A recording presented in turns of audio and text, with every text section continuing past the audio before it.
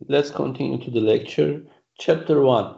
Yes, Chapter 1, Introduction to Control System. We will learn today basic component of a control system, some examples for the control system applications, open loop control system and closed loop control system, and feedback. What is the feedback? What is the effect of the feedback for in terms of the overall gain, stability, external disturbance or noise?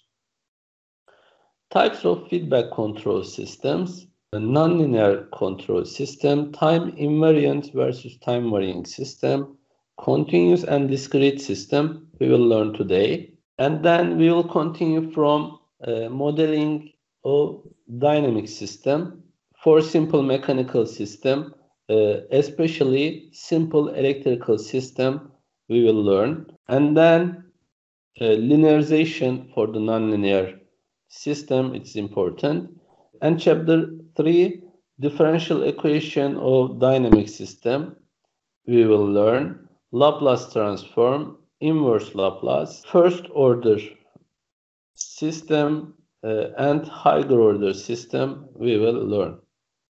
Chapter 4, block diagrams and signal flow graphs.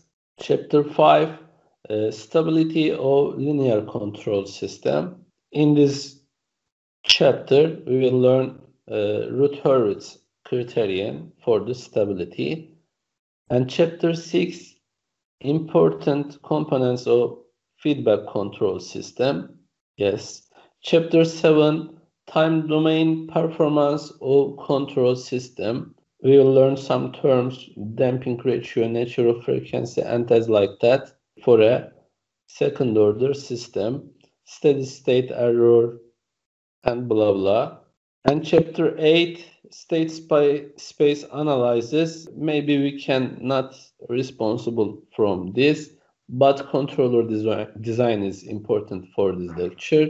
We will learn controller design in this chapter. Chapter 9, root locus analysis.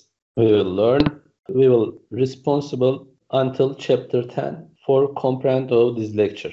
Okay, chapter 10 start to the frequency domain analysis. It's about the control system too. But if we have enough time, we will continue from the chapter 10, of course.